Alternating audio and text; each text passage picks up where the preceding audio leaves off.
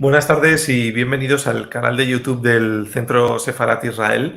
Esta tarde vamos a mantener una conversación, vamos a poder escuchar y conocer de cerca la trayectoria y la labor del rabino Haim Obadía, a quien damos la bienvenida a este canal. El Rab Haim Obadía es creador de Torah Be'ahá y además nos va a poder hablar, porque conoce en profundidad los retos a los que se enfrenta la tradición sefardí dentro del mundo judío a día de hoy. Para conversar con él nos acompaña una gran amiga de este centro como es Angie Cohen, investigadora postdoctoral de la Universidad Complutense de Madrid, especialista en estudios sefardíes contemporáneos y también en la religiosidad dentro del mundo, la religiosidad entre la mujer dentro del mundo sefardí.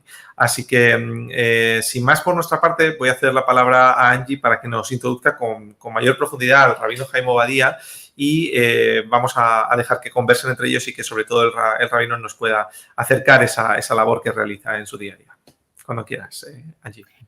Muchas gracias, Israel, y gracias al Centro Sefarat Israel por ofrecerme esta oportunidad de presentar a alguien que ha sido muy importante para mí personalmente y también para el grupo de mujeres con el que yo llevo ya muchos años de activismo en Jerusalén, que se llaman Arevot.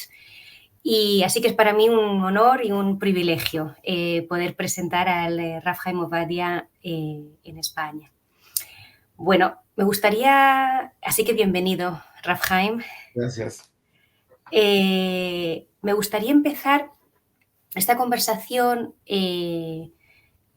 por una pregunta acerca de sus orígenes familiares y con qué personas de su familia, de su trayectoria personal sigue usted dialogando hoy en su visión del judaísmo. Bueno, yo primero gracias por invitarme, o sea, es un honor, estoy muy feliz de estar aquí hoy. Mis raíces son de Irak y anteriormente de Siria. El bisabuelo de mi bisabuelo movió de Damasco a Bagdad en el siglo XVII y mi familia paternal es de Irak, quién sabe desde cuándo. Mi abuelo maternal, puedo decir que es mi mentor, es el guía espiritual de mí. Falleció cuando yo tenía 17 años, pero tuve el mérito, ¿no?, de hablar con él, tener muchas conversaciones, estudiar con él. Él tuvo un camino muy especial que más tarde en mi vida entendí que es de verdad, puedo decir, puro sefaradí, un líder sefaradí que entiende la vida con su totalidad, con todo lo que es compleja la vida del judío, ¿sí? En el sentido que está conectado a la nación, a la cultura alrededor, y el estudio de la Torah, la halajá, en una forma que es flexible. Entonces esa es mi raíz espiritual, ¿sí? Mi abuelo, que nació en Irak y llegó a Israel en el año 1930 cuando tenía 24 años. Eso, pero crecí en Jerusalén, en Jerusalén. Y usted nació y creció en Jerusalén. Sí. Nací en Jerusalén, crecí allí la mayoría de mi vida. Casi se cambia hoy que al fin de este año voy a pasar más tiempo de mi vida fuera de Israel que en Israel y espero cambiar ese equilibrio, pero viví en Jerusalén hasta los 25 años y ahí estudié en las instituciones tradicionales israelí, religioso, nacional. Tuve también el método de tener un director de mi primaria que era una persona excepcional, muy parecido a mi abuelo, pero del mundo ashkenazí. También me recuerda mucho a Menachem Begin en su estilo. cuando pienso de él. Ujú. Ahí mi formación en términos de educación, cultura y todo. Y en relación con estos referentes educativos y rabínicos, hay mucha gente que no está familiarizada con el judaísmo, que no saben bien lo que es un rabino y que piensan que es algo así como un cura judío o algo así. Y a mí me gustaría preguntarle, por un lado, ¿cuál cree, cómo definiría usted lo que es un rabino y cuál cree que es su función comunitaria y social? Y por otro lado, ¿qué cree que hay de específico en un rabino sefaradí? Bueno, como sabe, cuando me preguntan una pregunta así, hay que ir históricamente y dar todo, ¿no? Todo lo cuento. Entonces, el término rabino nació por ahí como 2000 años, hace 2000 años. Antes de tener ese título de rabino, los líderes religiosos eran los sacerdotes que servían en el templo. Entonces, pero el sacerdote, aunque estaba en el templo, no estaba bien la mayoría del tiempo. Y la gente a veces se equivoca, piensa que el papel del sacerdote era el ritual religioso, los sacrificios, el altar, todo eso. No, no lo era. Los sacerdotes estaban en el templo 2 semanas o un mes al año y el resto del tiempo tomaban turnos en educar a la gente. Pero, como dije, hace 2000 años, cuando los sabios, los líderes espirituales dieron cuenta que los sacerdotes han abandonado esta responsabilidad, entonces ellos hicieron, podemos decir, una revolución, un coup d'etat, y tomaron control y pusieron el énfasis sobre la educación, no la herencia, la genealogía de su familia sacerdotal, sino de su sabiduría, inteligencia, dedicación, etc. Y por muchos años, podemos decir casi 1000 años, el proceso fue que el maestro estudiaba con los alumnos, con los discípulos, y siempre los miraba, ¿no? Observaba. Y cuando dio cuenta que un alumno es capaz de ser un líder, ¿sí? Que ya llevó años de estudios, especialmente en el mundo sefaradí se habla de qué tiene que estudiar uno para ser un rabino. Tenía que tener una educación amplia, ¿sí? Interdisciplinaria, la llamaremos hoy, de saber en la Biblia sintaxis, es decir, no, gramática, poesía, matemática, claro, el Talmud, la Halajá. Tenía que estar bien conectado a todos esos temas. Y cuando el rabino dio cuenta que el maestro dio cuenta que el alumno está listo, le decía, ok, bueno, ya casi está listo a ser rabino. Quiero que prepare el material, unos exámenes de los temas prácticos que necesita cada casa judía, que es observar el Shabbat, mantener las leyes de kashrut, de la comida permitida, prohibida, no kasher, lo que no es kasher, y las leyes de la pureza familiar, cuando tiene que ir a la mikve, otra cosa así, y tal vez también una ley de los rezos y del duelo. Y ya cuando toma el discípulo esos exámenes, está listo. Es decir, como dice en inglés, the cherry on top of the cake, la cereza encima de la torta, ¿sí? De la tarta, sí. Los exámenes eran solamente el paso final. Lo esencial era la personalidad del discípulo, ¿sí? Y su capacidad como líder.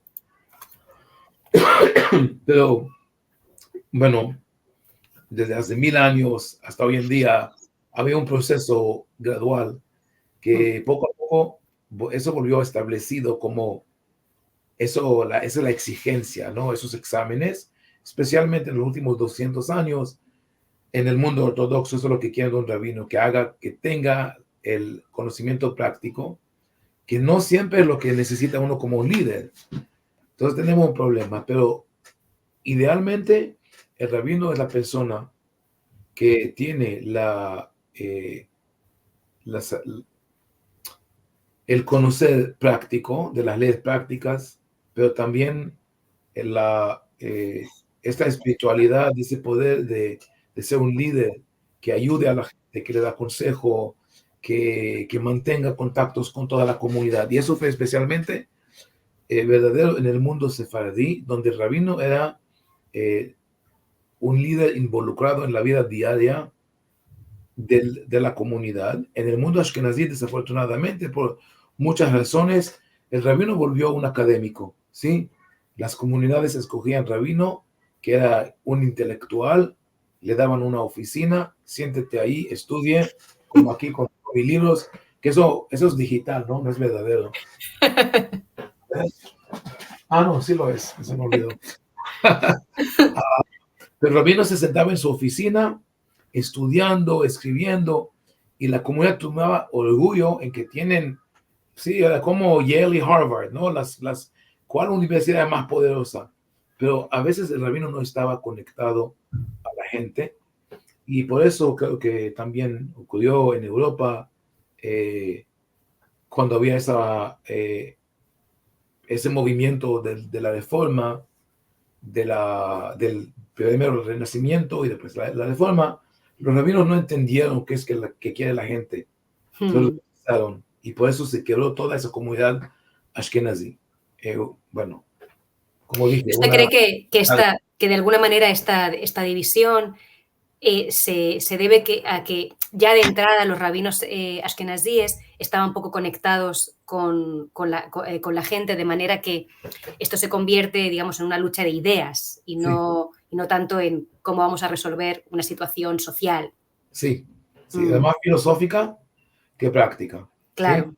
Es interesante porque los primeros filósofos judíos eran todos sefaradí, pero a la vez estaban también gente de alajá, de práctica judía, de claro, poesía. Pero creo que parte de eso es porque las comunidades ashkenazíes hasta el siglo XV eran muy pequeñas y aisladas. Claro. Y entonces tenían que funcionar solamente dentro de su espacio. Mientras las comunidades judías, sefaradíes, estaban en una red en todo el mundo, enredadas, ¿no? Y el rabino tenía que saber y entender todo. Esa es una diferencia mayor. Hay una cosa que dice Tzvi Zohar, que esto sé que después se entendió como la flexibilidad de los rabinos sefaradíes, o lo que algunos le han llamado el pragmatismo de los rabinos sefaradíes. En realidad no es una cosa de la modernidad, sino que forma parte de una trayectoria histórica, de una manera de entender la halajá, la ley judía, y la tarea de los rabinos, que es muy anterior a la modernidad, precisamente por esto, porque la situación de judíos viviendo en un mundo no judío, del cual participan, no era específica de la modernidad en el mundo sefaradí, así que es más bien una tradición, o sea, esa flexibilidad o ese realismo o pragmatismo no es tanto una respuesta, digamos, moderada a la tradición, a la modernidad, es una respuesta tradicional. Sí. Es interesante, yo estoy totalmente de acuerdo con Tzvi Zohar, es un buen amigo también, y eso también es similar a lo que dice el rabino Mark Ángel, que escribe sobre la modernidad. Dice, para los sefaradim, la modernidad siempre era el valor principal. Lo que pasa es que hoy en día, en la filosofía moderna o la historia moderna, piensa en la palabra moderna pertenece a los últimos 150 años o 200 años, el Renacimiento y después la revolución industrial, revolución científica. Pero moderna quiere decir que uno adapta a los cambios de la vida, de la sociedad, y entonces un proceso para, digamos, la primera persona que empezó a escribir, o la persona que hizo los dibujos sobre las cuevas, ¿sí? En España, hace 15,000 o 20,000 años, esa persona era el artista moderna de su tiempo. Todos los demás me miraban y decían, pero eso nunca lo hacíamos. Es que yo soy artista moderno. Decía el Raf José Faur que en uno de sus libros, creo que era At the Dawn of History, no recuerdo ahora en cuál, pero se lo dedica a su abuelo y dice, quien creía que ser moderno y ser judío eran la misma cosa. Sí, y sí. era esto también en esta... Y eso también, eso es, digo, verdadero también cuando hablamos acerca de los judíos ashkenazí. Pero la diferencia es que un judío sefardí puede ser moderno y tradicional a la vez. Tradicional en el sentido religioso, ¿sí? Sí. El judío ashkenazí quiere ser o moderno y desagajado de la religiosidad o tradicional, ¿sí? Pero aún la modernidad de los judíos ashkenazíes o digamos el Estado de Israel, de verdad está basada en los valores de la Torah tradicionales, ¿sí? En la forma de estudio, de educación, de discutir. Y entonces, como dice, no se puede separar la modernidad del concepto o las ideas fundamentales del judaísmo. ¿Cuáles serían esas ideas fundamentales? ¿En qué sentido? Bueno, hay un libro brillante que se llama Israel, una isla de éxito, ¿sí? Escrita por Noga Kenan, creo, y Adam Schiffman. Son dos ejecutivos de negocio. Dicen, no somos religiosos ni tradicionales, pero analizaron la historia judía y especialmente el establecimiento del Estado judío, el Estado de Israel, y muestran cómo eso no sería posible sin los valores de la Torah, de la Biblia tradicionales, que fueron adaptados constantemente a la vida moderna. Pero, por ejemplo, la idea de educación desde edad muy temprana, ¿no? Muy temprana. Muy temprana, el judaísmo. Educación igual para todos y todas, inclusive. La idea de tradición, respetar a los antepasados, la idea de la historia, ¿sí? Que se ve una continuación, una trayectoria. La idea de discutir, de preguntar, el análisis del Talmud, no aceptar autoridad así con una audiencia total. Todas esas ideas, y además la idea de Shabbat, de Shemitah, que uno tiene que descansar al séptimo día, al séptimo año. Entonces siempre tiene que buscar nuevas formas de pensar y trabajar y aplicar su talento. Y para mí, yo agrego un valor esencial en la idea de Ve'aftale aja kamoja, amarás al prójimo como a ti mismo, que contiene naturalmente la idea de amar a ti mismo. ¿Sí? Sí. El judaísmo enfatiza la idea de reconocer mi propio valor y considerarme una persona tan importante que no puedo gastar mis talentos, pero realizando mi talento o mi potencial es para ayudar a los demás.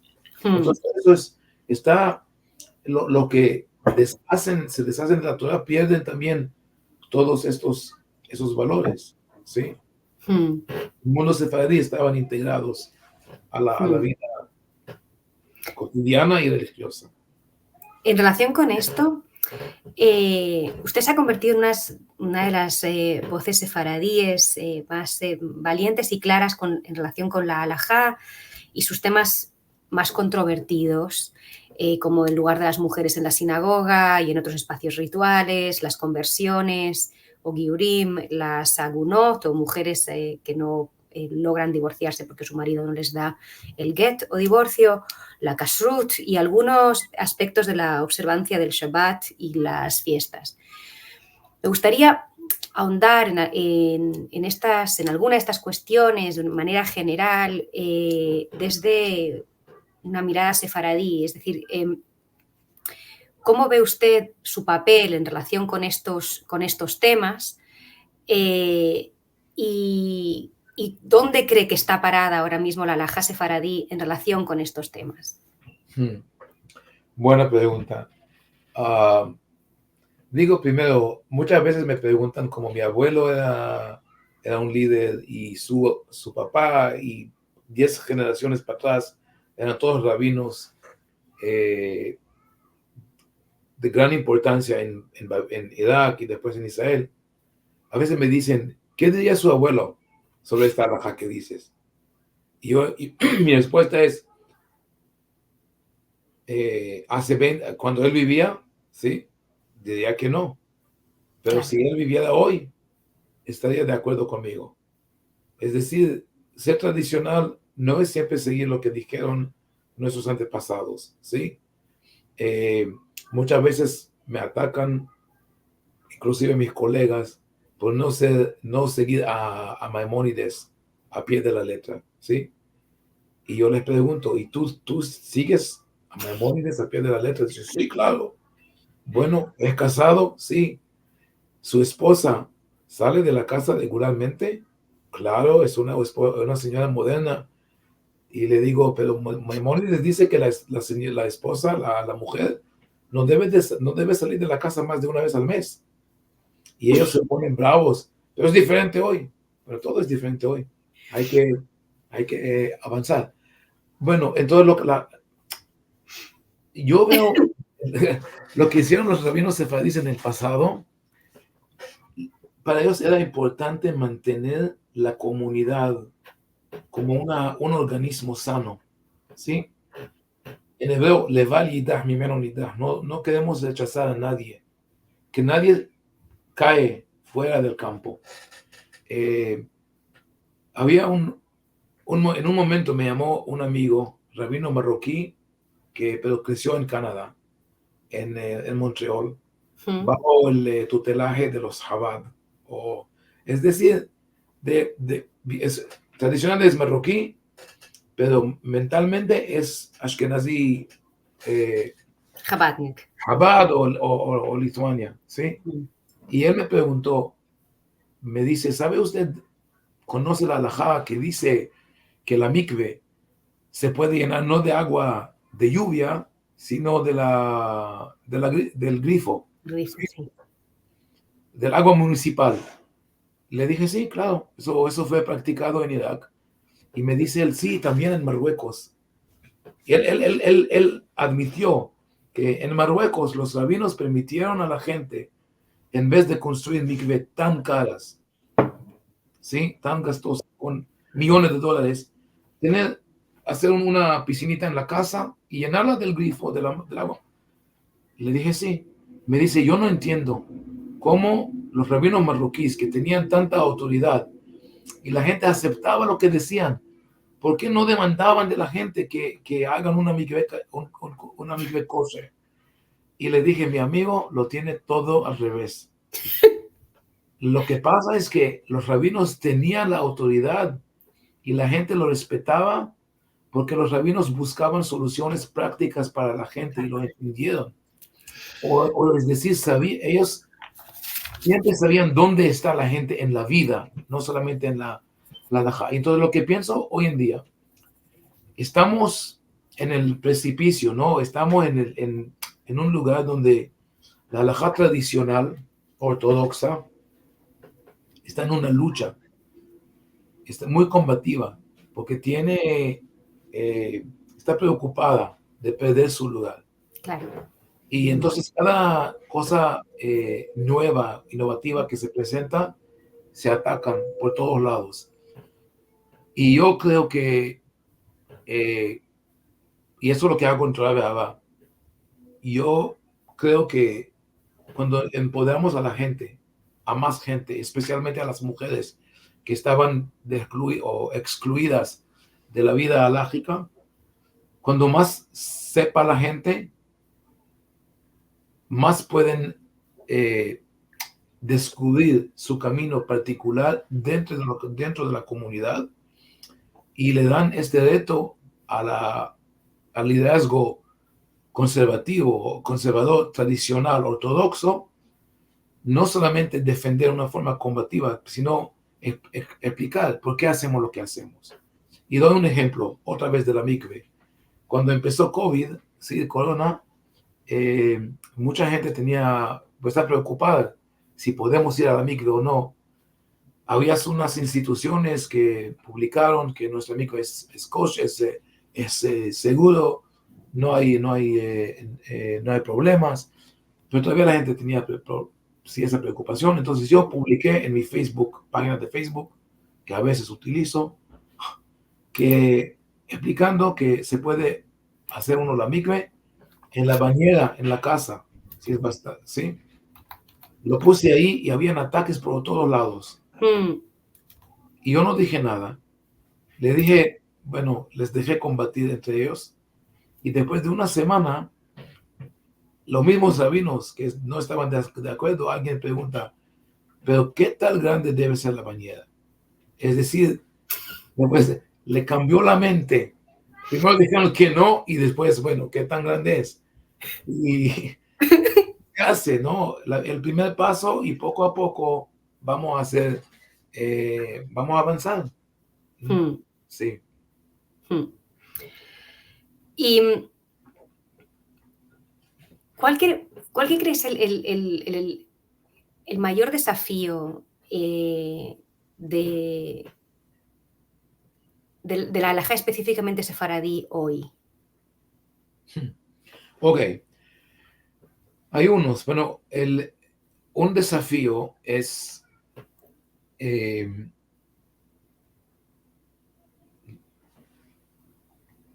introducir a la gente de nuevo la halajá sefaradí tradicional, que sea casi totalmente olvidada por varios factores, por la inmigración a Israel y el sentido de superioridad del mundo ashkenazí. Entonces muchos sefaradim abandonaron su tradición y fueron a los yeshivot ashkenazí.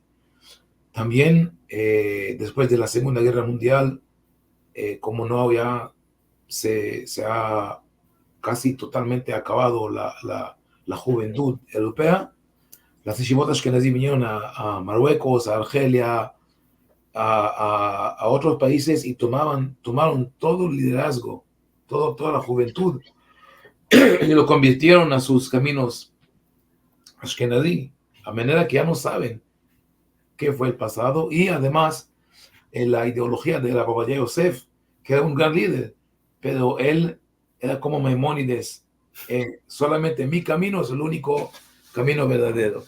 Entonces es un poquito difícil volver a esas tradiciones. Yo creo que también hay que abrirlo para todo el mundo, no solamente por los sefaradí.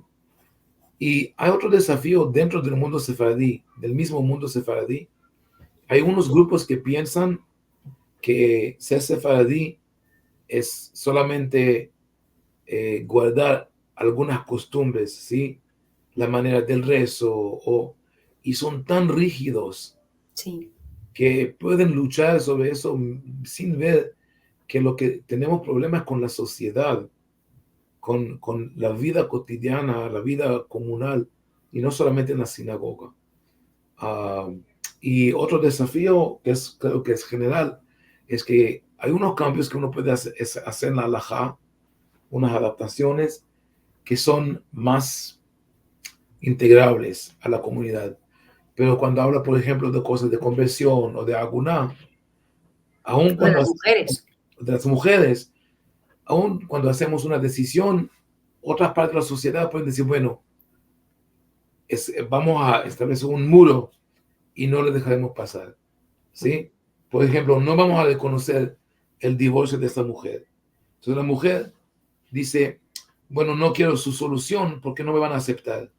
O el converso, ¿sí? Va a decir, me gustaría convertir a su método, pero como no me van a aceptar, voy a esperar 10 años hasta que ellos me dejan entrar, ¿sí? Claro. Eso es un problema. Sí, es un tema de legitimidad. O sea, Sí. creo que hay un tema también en el mundo sefaradí, hay un problema de de pérdida de legitimidad frente a la manera de entender la halajá de la ortodoxia ashkenazí. De manera que vivir una vida halágica en el mundo sefaradí necesariamente pasa por ser reconocido, es decir, por tener la legitimidad de este, digamos, establishment, por decirlo de alguna manera, a tal punto que se pierde algo tan esencialmente sefaradí como las opiniones concretas de rabinos concretos que en situaciones concretas respondieron a un problema que resulta que tú tienes ahora y que puedes utilizar esta solución que ellos dieron. Pero por más grandes, importantes, famosos y reconocidos que fueran estos rabanim, se entiende que eso hoy ya no es posible. Y yo creo que tiene también que ver con una realidad muy dicotómica que ha traído tanto la emigración a Israel como el mundo judío hoy, que se desarrolla principalmente en países occidentales, donde hay una separación muy, muy, muy grande, digamos, entre lo religioso, lo laico, son realidades muy dicotómicas, de manera que ahí ha habido como por decirlo de alguna manera, un atrincheramiento, un cierre de filas que ha perjudicado mucho a esta otra forma, digamos, más jurisprudencial de entender la halajá, como ha sido en la tradición sefaradí. Y con relación a esto también, yo creo que es muy común que en las comunidades sefaradíes, tanto en Israel como en la diáspora, haya una asunción de que todo lo que tiene que ver con, por ejemplo, la participación de las mujeres en la sinagoga y en los espacios rituales, la obtención de algún tipo de titulación halágica por parte de las mujeres. Todo este tipo de cosas tiene que ver con la reforma, tiene que ver con el judaísmo reformista. Esta idea de que todo lo que no es el A, B, C de lo que hacemos todos los días es algo de los reformistas que por lo tanto no tiene nada que ver con nosotros. Y las mujeres sefaradíes, aunque sean modernas y todo esto, en general aceptan esto porque como en cualquier caso la halajá no piensa mucho en ellas y como en cualquier caso casi no importa que estén o que no estén en la sinagoga, no se sienten personalmente limitadas en su vida. Así que asumen esto como una contradicción más de la vida y ya. Y quería saber qué piensa usted sobre esto. Wow.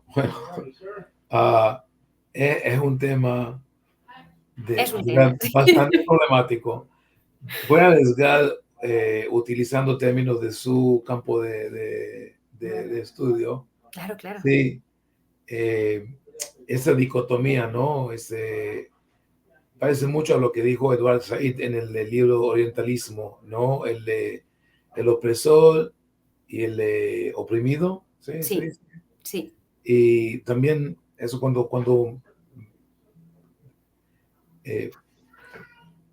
bueno, una anécdota. Yo ahora estoy trabajando en hacer mi doctorado en historia judía contemporánea. Y la primera idea que tuvimos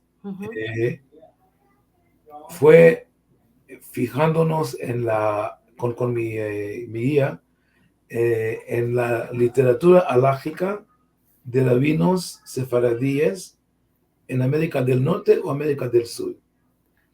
Y yo tenía el sentido de antemano que no voy a encontrar nada especial, ¿sí?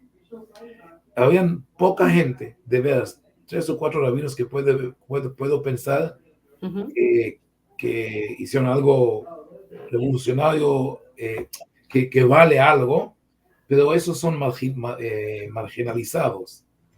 Y la mayoría de los rabinos, tal como he anticipado, son imitaciones. Todo lo que sirven de imitación o de la literatura ashkenazí ortodoxa o de la Bava Yosef. No hay nada. Y eso pienso de eso me hizo pensar en el libro de Frantz Fanon, Piel Negra, Máscaras Blancas, ¿sí? Cuando habla que el sefaradí, digamos, como la piel negra, trata de mascararse y hablar el idioma y los conceptos y las ideas del mundo ashkenazí, ¿sí? Y de verdad, cuando pienso de la tradición sefaradí, es más, en vez de esa dicotomía de Said y de Fanon, es más como lo que introdujo Omi Baba en la idea del tercer espacio, ¿no? Donde hay en ese encuentro, inclusive en el encuentro entre los ashkenazim y sefaradín, debe ser una mezcla de ideas, una identidad nueva. Y eso está ahí, pero no está en el mundo rabínico, porque creo que parte de la razón de esa dicotomía que quedó, que está en control, lamentablemente, es que los sefardíes somos muy tradicionales, ¿sí? Es decir, vemos la comunidad y la vida judía y el Shabbat, sentarse en la mesa con comida especial, celebrar Kippur y otras cosas, lo vemos como parte integral de nuestra vida y no queremos deshacernos de ella, inclusive si no cuidamos todo, ¿sí? Un sefaradí puede ir Shabbat por la mañana a la sinagoga, después ir al mar, después a un partido de fútbol y volver a la sinagoga para decir Kaddish, ¿no? Que no se pierde, pero él se ve como tradicional. Ahora, si le dan ahora este ejemplo de andar con el mundo reformista o el mundo ortodoxo, dice, yo tengo más en común con el mundo ortodoxo que el reformista.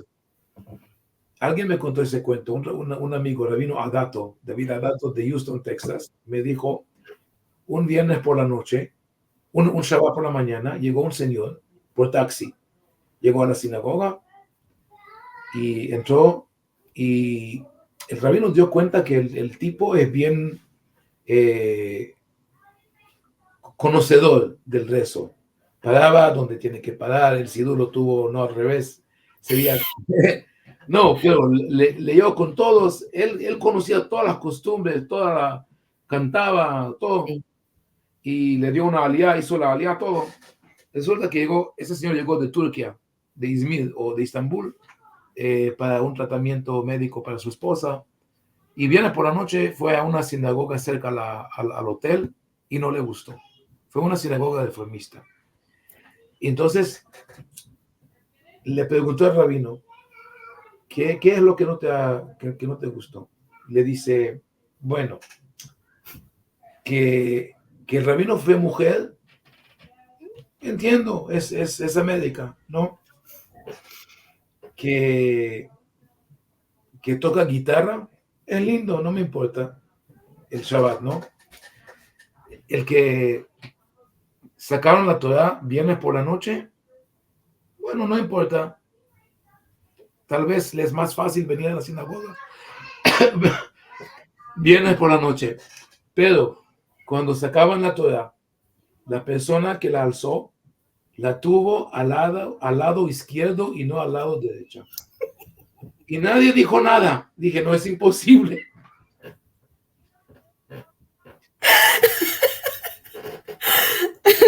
Es decir, bueno, es un cuento verdadero, pero después de la risa, el chiste, pero lo que este señor turquino dijo, sí. Si me das una sinagoga sefaradí, con los rezos sefaradí, alzando la Torah al lado, con respeto a nuestras costumbres, y que la líder, que la rabina, sea una mujer, está bien, démelo en el estilo sefaradí. Pero el